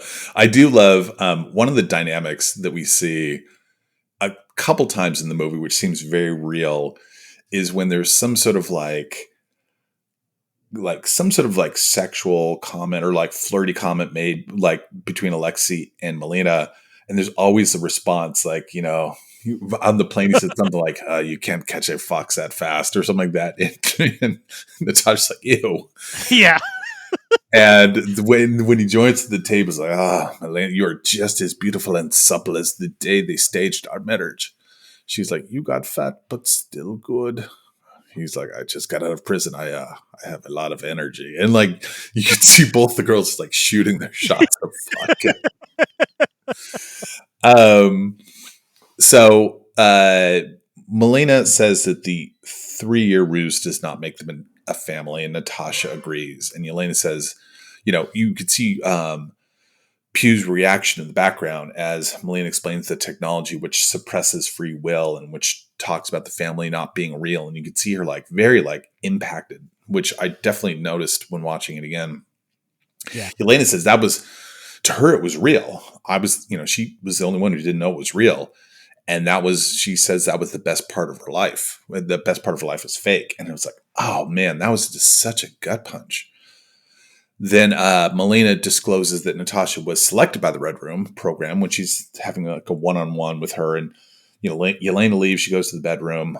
Red Guardian follows. Mom and Natasha having his hands peed on. We'll get to that part.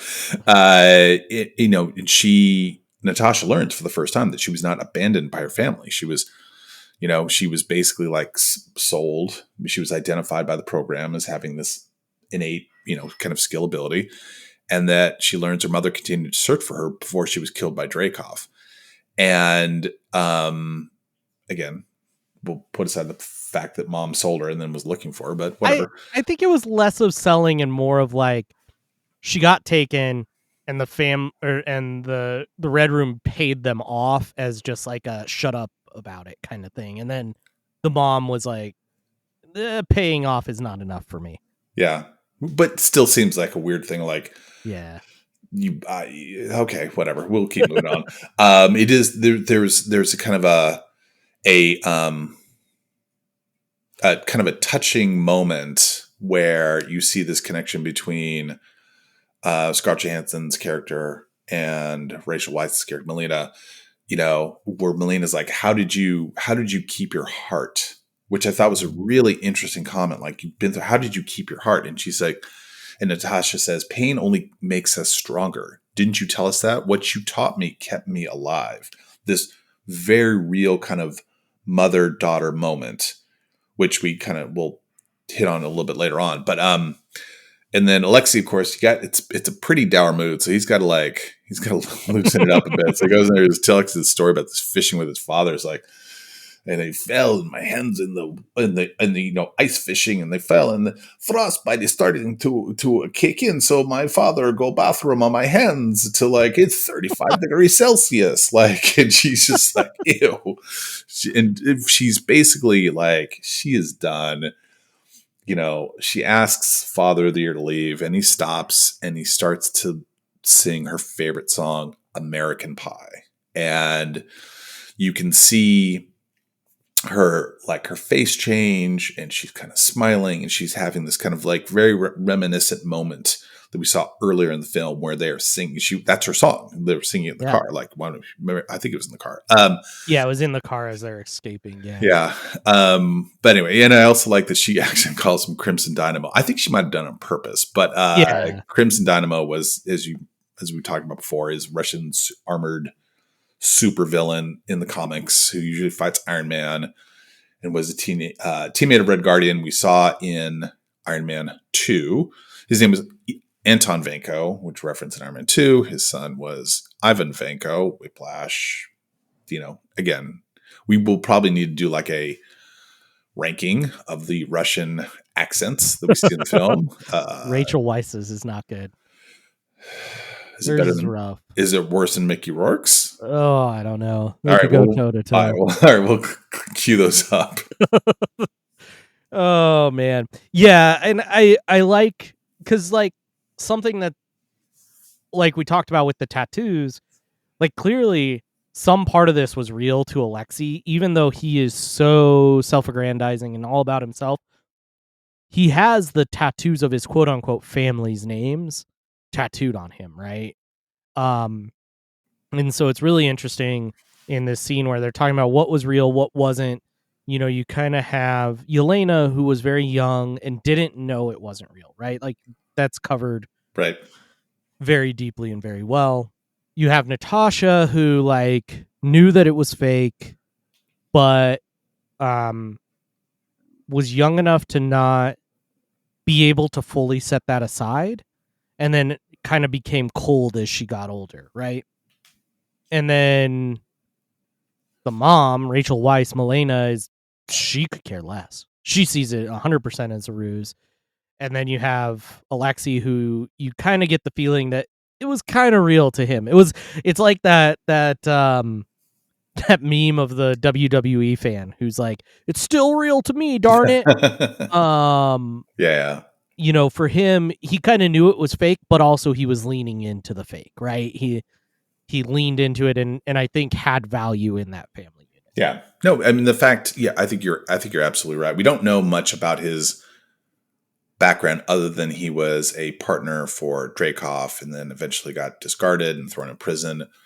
But I think you nailed it. I suspect that for him, this, even though he talks about being bored for 3 years, this is probably like a very happy, normal 3-year period of time for him, right? Absolutely. As Alexei and Yelena get to the line, "This will be the day that I die," Dreykov's agents arrive and they die. Just kidding. Alexei is shot with a tranquilizer gun many times. He pulls out the first one. Well, Natasha and Yelena are stunned by Milena with her widow's bite. Milena flies them to the Red Room, which is now located in an aerial base over Russia, and she keeps Alexei alive or awake just long enough for him to see what's going on, kind of as like a taunting thing, you would think. Get over to the Red Room, and Milena pauses to observe the windows of a training class, which is really cool and choreographed. Like, shout out to my to my color guard fans, because I'm sure that this felt very much like watching like a color guard performance. I watched a deleted scene where they were doing different versions, where they like either they pick the gun off of the ground or they have it, and like, and just for what is effectively like 5 seconds of screen time, just the amount of like like it was pretty cool. And endless numbers of trailer appearances, because I remember that scene was heavy in the trailer rotation. Yeah, it might have been like, hey, this is the first thing we did pre-COVID. We got to get let's Right. add that baby to the trailer, even though it will not be of any importance in the movie. Dreykov asks how the family reunion was and tells of the plan to remove Yelena's brain, a much less cool way to die. And identify its weaknesses. Also, side note, like while he's explaining this, we're seeing Yelena get like the surgery things marked on, and they're using very clearly a Crayola marker, which I'm sure I am sure it's like I'm sure in surgery rooms today they're using like markers made by Crayola, but it's funny to see the squiggly lines of a Crayola washable marker. That's too funny. Dreykov figures out that it's really Natasha playing Yelena in his office. It turns out that Yelena and Natasha used the face mask technology similar to what Natasha had used in The Winter Soldier, and then we also saw Sharon Carter use just in Falcon and Winter Soldier a couple months ago. Yep. To switch places at the farm.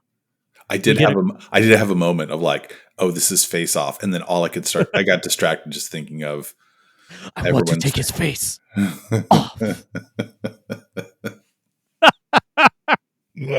Oh, so dumb. God, I can't wait till we get we'll to save the that super for the secret secret show. Cannot wait. I cannot wait. So then we get a quick flashback where they spell out the plan.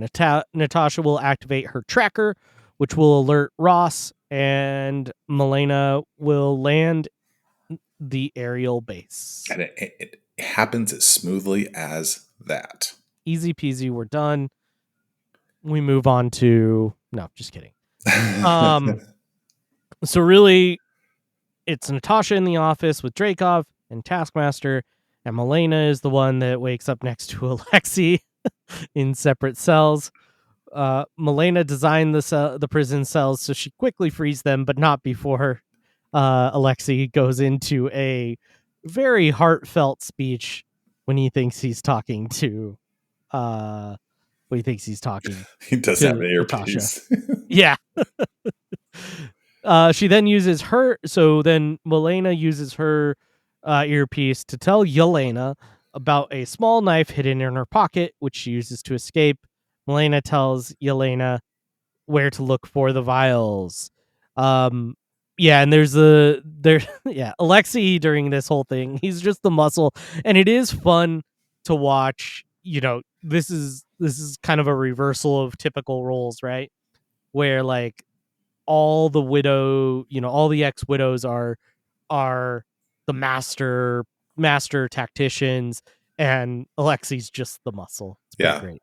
And I will say that in watching this and then in watching Thunderbolts, I think they really get the character right. Like I really, really enjoyed the first time I watched it. I was like, okay, this guy's a little over the top, right? And then you're just like, no, this is the character. This is it. Like, kind of obtuse. He is the Captain America of Soviet Russia, right? Like, he all about the party, right? All about the Communist Party, and what if they kind of blew that out a little bit over the top, if you ask me? But he's just very loud and very boisterous, and don't get me wrong, it's a little Hogan's Heroes kind of like, sure, it's okay, all right, you were overdoing it, you're hamming it up a little bit too much, but I don't hate it because a lot of the rest of the movie is really dark, so that's fair. Natasha asks what her mother's name was, and then asks how Dreykov felt when he killed his daughter, When she, or yeah, when she killed his daughter. sorry. Dreykov laughs, and we learn that Taskmaster is really Dreykov's daughter, Antonia.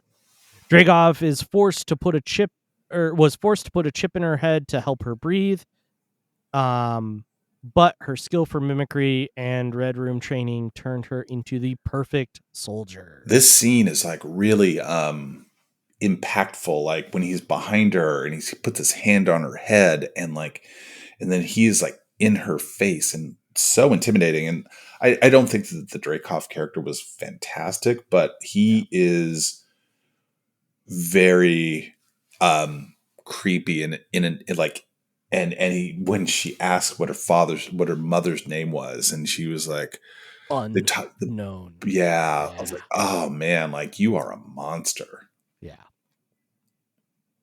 I would also note that when Olga Kurylenko, who is playing Taskmaster / Antonia, removes her mask, she is 5 years older than Scarlett Johansson, and yet she was supposed to be a little girl when Scarlett Johansson was supposed to kill her 12 or 13 years ago. So anyway. So then we get some cutscenes. When Dreykov sends Taskmaster to kill the others, Natasha pulls a gun on Dreykov, but can't harm him because of a pheromone lock that he installed in every widow. This is actually pulled from one of the comic book characters that he's an amalgamation of. Alexei and Yelena are outside their cells. Alexei wishes that he had something to break. Just as Taskmaster arrives, Red Guardian gets into his fighting stance. Taskmaster gets into Black Panther's fighting stance. And a little appropriation there. I do think it would have been nice just to say, hey, just heads up, like this person can like mimic anything. But it occurred to me that she's probably never seen him fight, so it's all brand new, right? Yeah. Well, and it may be she doesn't know why Taskmaster is so good at what he does, or I don't know. Do you think Melania knew that it was She has to. Dreykov's daughter under there? She has to. Like she's worked for him the entire period of time. She has to know that she's alive. Yeah. I would think it like I don't think she went just straight from like she's been on the pig farm since the explosion. I don't know. I tend to think that she knew what Taskmaster was. I have to believe it. Have to believe it. Melania attempts to take out the ship's engine, but is overridden by Dreykov and captured in the room, but manages to escape through a vent. Meanwhile, Yelena finds the vials, just haphazardly kind of thrown into a fridge. Okay. Ridiculous plot point number 7. Like, they just happen to be... She goes into this huge room. She's not even... Melina is not even sure where they are. Like, it's probably in the storage room. She walks in, 2 seconds, looks to her right, and there it is in like a fridge. Like, right next to it, if you watch it, I watch it, there's like a suitcase, a locked suitcase next to it. Why would they not be in the locked suitcase? Why would they just be sitting out? It just drove me crazy.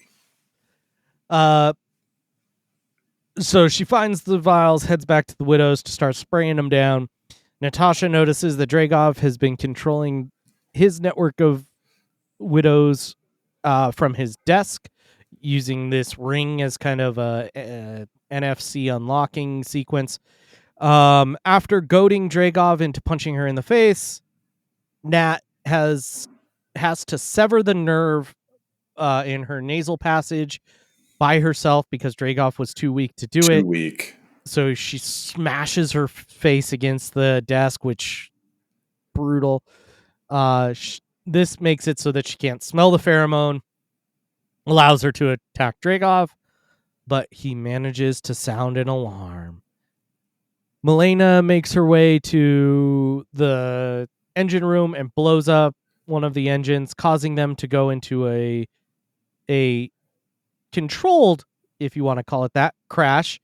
Taskmaster works over the Red Guardian, but Melena arrives and flips the Taskmaster into a cell and locks her in. Okay. I'm going to shoot I'm going to fire a gun. It's going to destroy the engine. And then evidently everything is made of cardboard because the whole thing starts to collapse. Like, ridiculous. Anyway, so the aerial base starts to collapse, and we get our final series of quick cut action scenes. We cut back to Natasha, who's ready to kill Dreykov, but before she can, a group of widows arrive and gang up on her while Dreykov escapes. In your classic kung fu, hey, there's 20 on 1. We're just all going to attack like 1 or 2 at a time. Like, whatever, it's fine. Yelena arrives. She activates the red dust bomb, which releases the widows that are in the room from their mind control.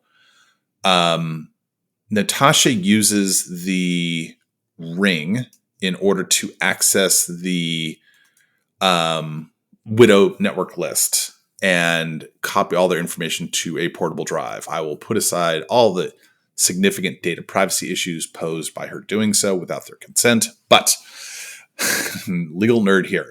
She then picks up 2 vials of red dust that survive Yelena's bomb and shoots her way through glass blocks and then kind of jumps out of the aircraft, if you will.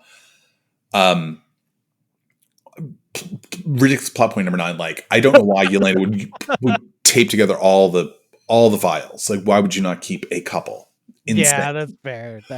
They just happen to be on the ground, whatever. And then Scarlett, I understand like stuff's blowing up behind you, but her jumping out of the aircraft and then somehow managing to swing back in strains credibility. But whatever. Here we are.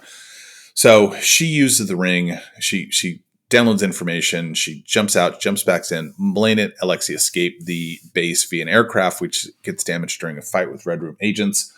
One of which was kind of punched out and then broke off the tail of the plane when he got knocked into it, which, okay, or whatever. I'm suspending disbelief at this point in time. Like, we got like 25 minutes left, so whatever. I'm in for it.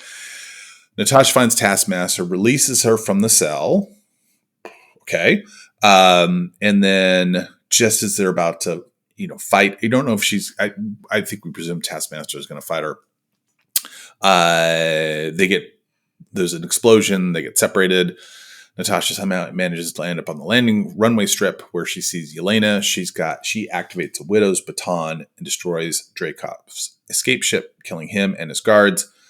Yelena is blown over the side of the ship or of the aircraft.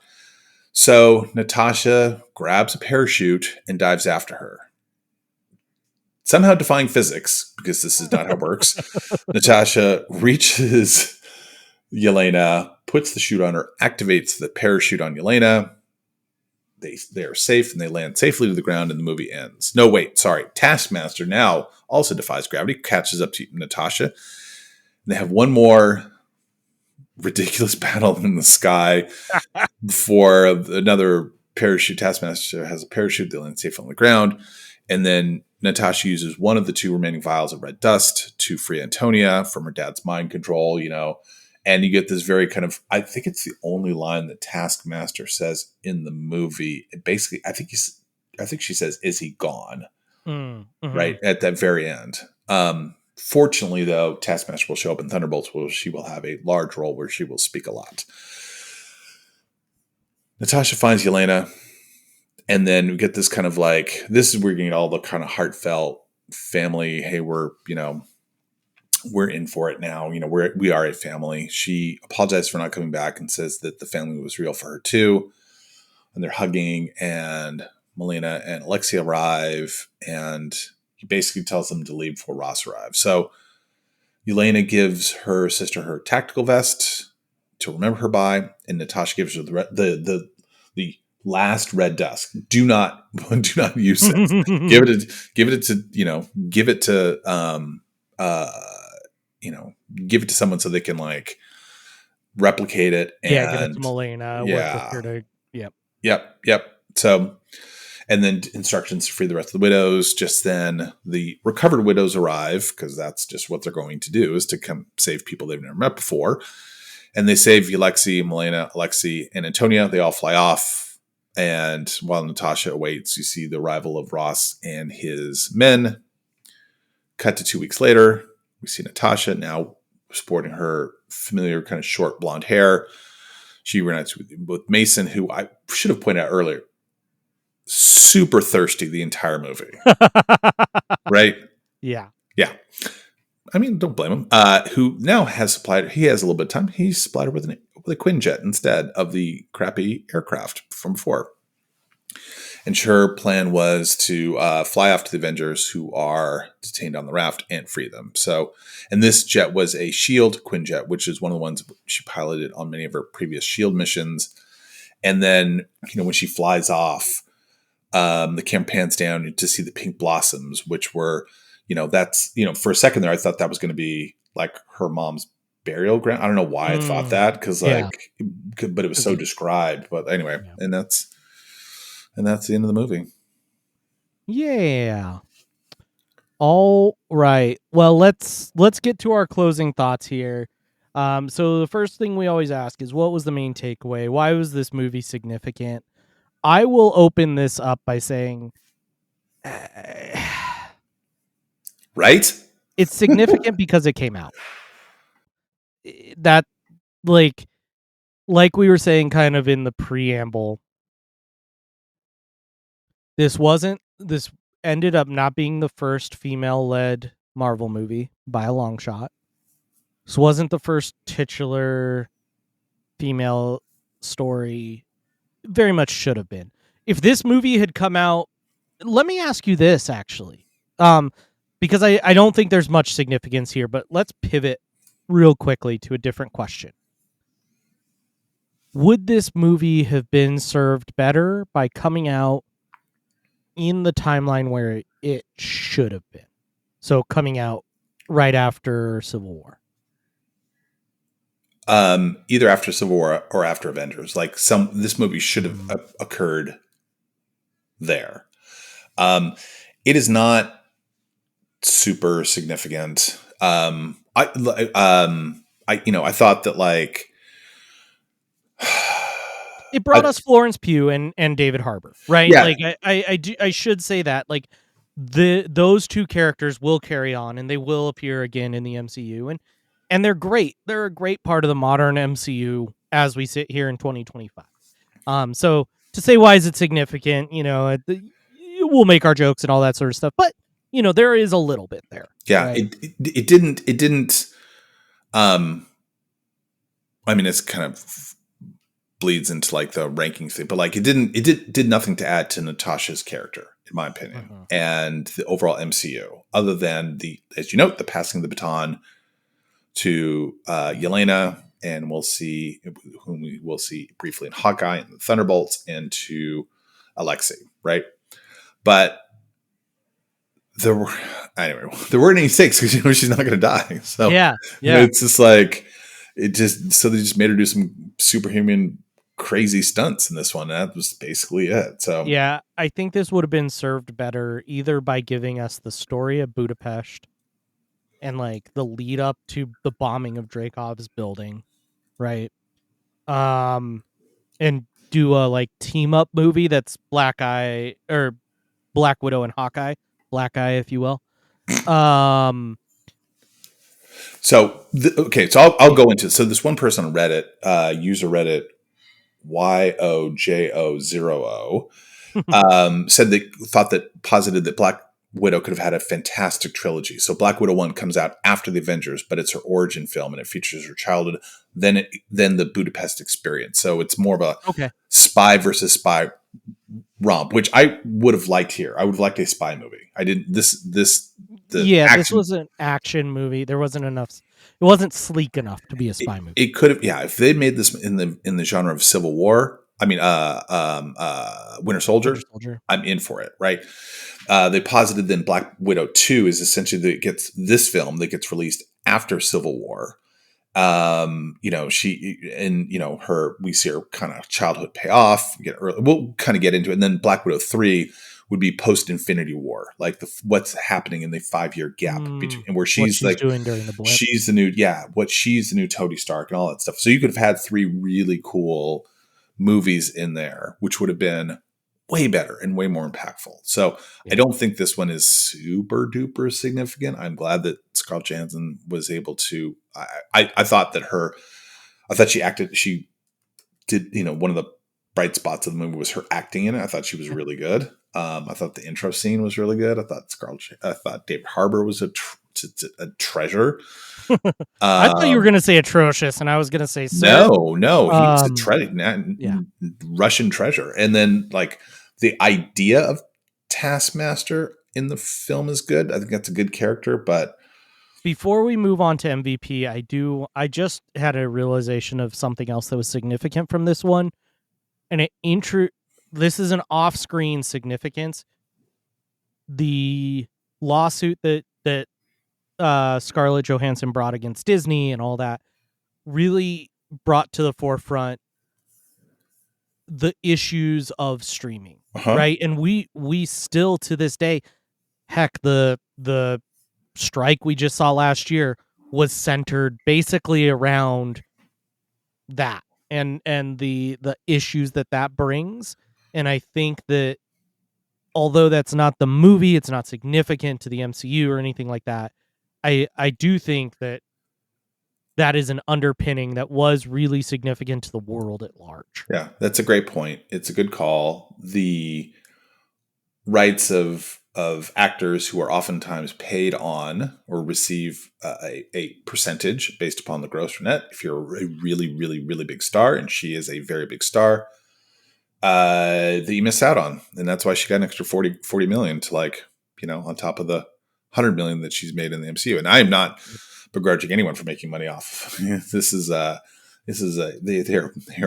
paying you as little as they can get away with is my perspective when it comes to employer-employee relationships. And, I wish the movie had a better fiscal result. This definitely was a stumble.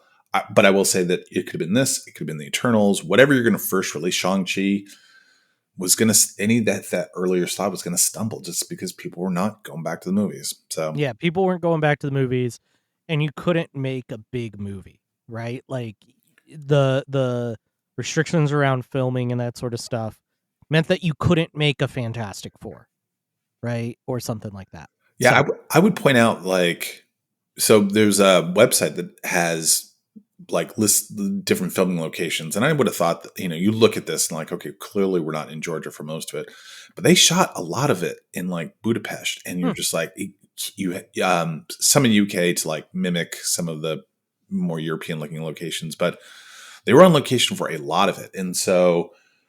I guess probably that makes sense though, because you're deeper into the pandemic where being outside was safe, right? Yeah. And so, but it didn't feel like when you look at Falcon the Winter Soldier, it seems pandemic-y, if you will, like the socially distanced people and the right, like all that stuff, and so here it didn't feel like that, but I'm sure it was impacted. And obviously when you talk about the movie release for sure. So yeah, let's go a little bit out of order because I feel our conversation is already flowing to this. So let's talk about our rankings. So what's interesting with this one, this is our first movie in phase 4, which means it's our first movie in the multiverse saga.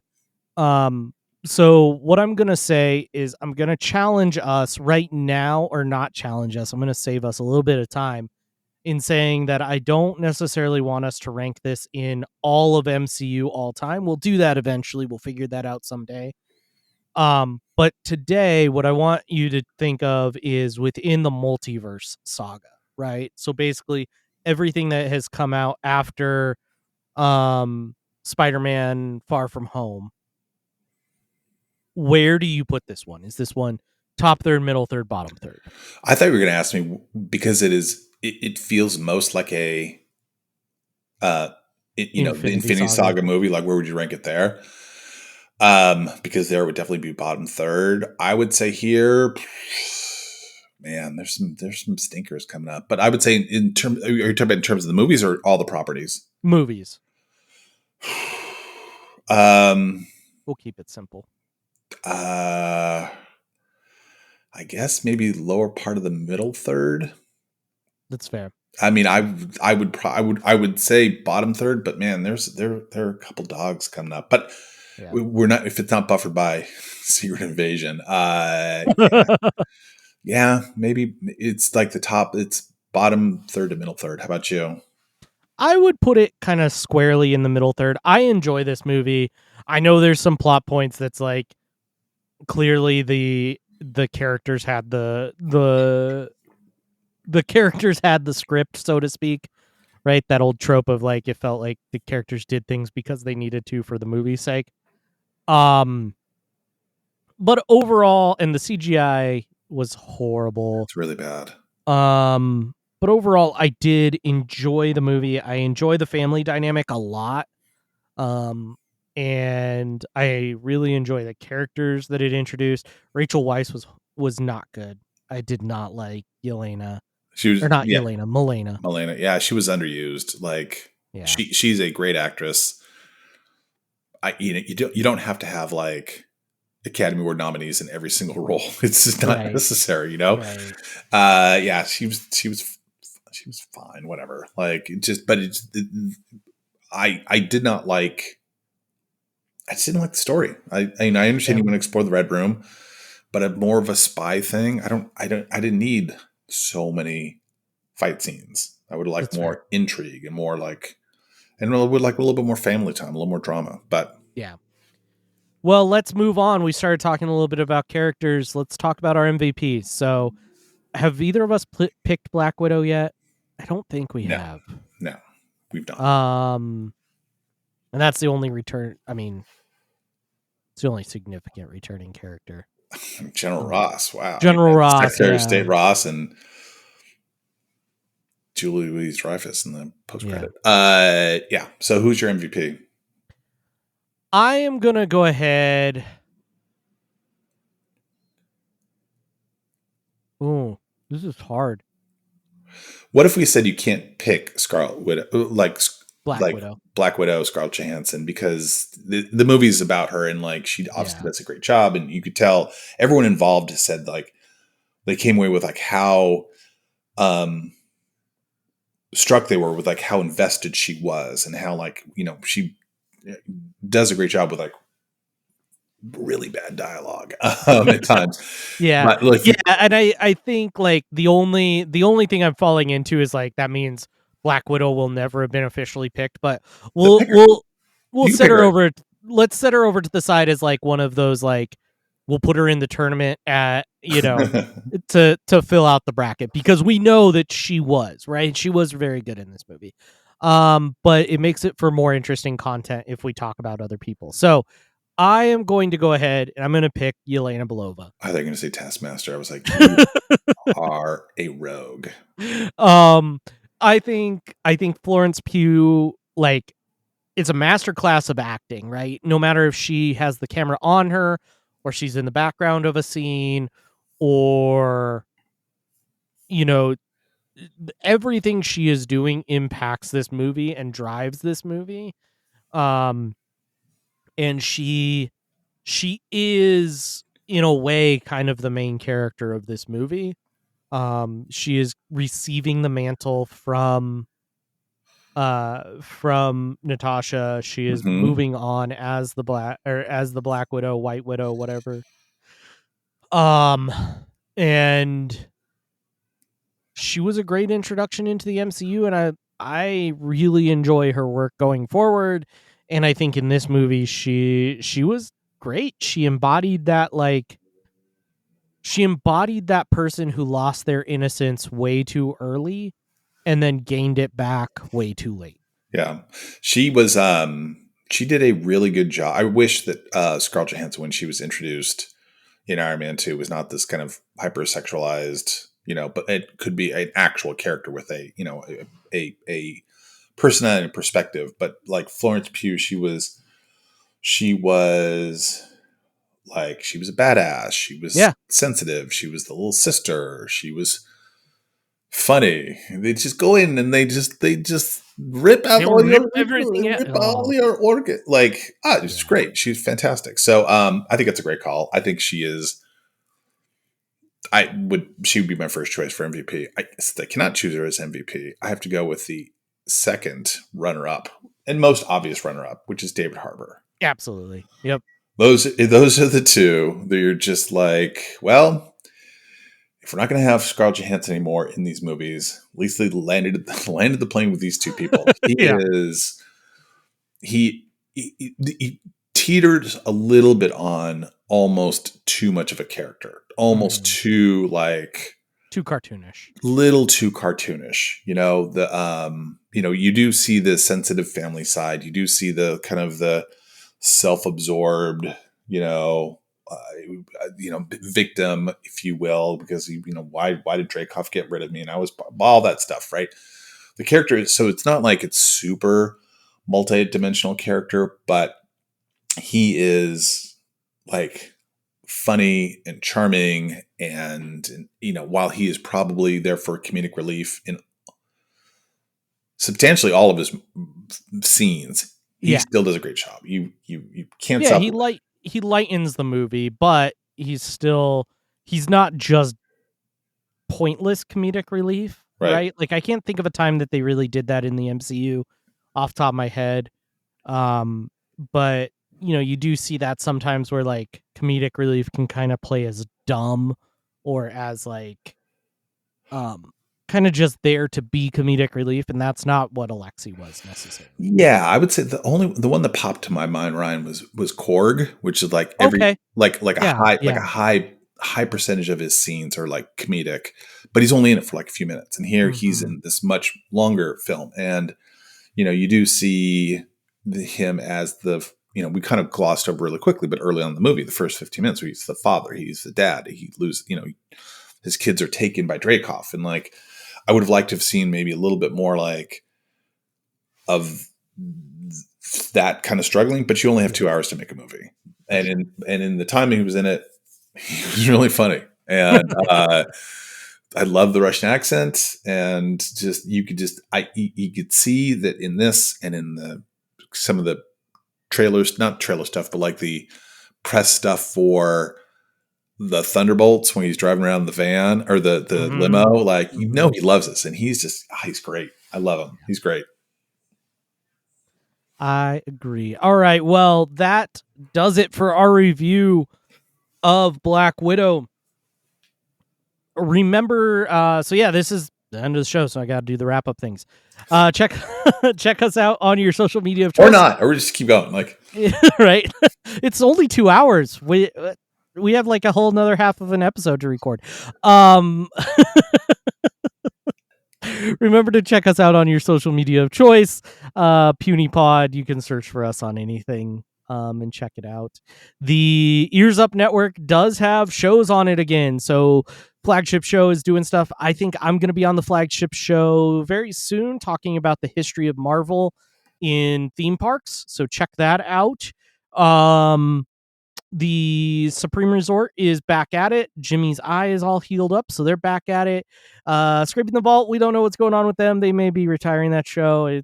They're kind of at a spot where it makes a little bit of sense to break off, so they may be doing that soon. What else? Bantha Milk is back on. I saw Rob has a new co-host. And yeah, they just did episode on like introduction to Star Wars, if I remember. Yeah, they did like if you are brand new to the Star Wars universe, you've never watched it before, how do you get in? And then let's see, Buena Vista Boys is in season right now, so they're doing kind of those Buena Vista live action releases, and they're doing some more known movies this time around. So their first season was a lot of the unknown ones. These are going to be a little bit more known. So I know like one of them is going to be the Santa Claus with Tim Allen. They're doing like Popeye which was what's his name's for was the voice the genie. Robin Williams. And Robert Williams' first movie, or Robin Williams' first movie. So is that his first movie? Mm-hmm. I don't know. Popeye. Yep. I can't wait till they get to The Godfather. That's gonna be great. So yeah, go check the other shows out. Check out our Patreon for your super secret spoiler shows. And then yeah, other than that, Discord. Check out Discord. Chat with us over there. We've been talking about all the new releases with Marvel over there, so check that out. Other than that, thank you all for listening. Puny Pod will return with What If Season 1.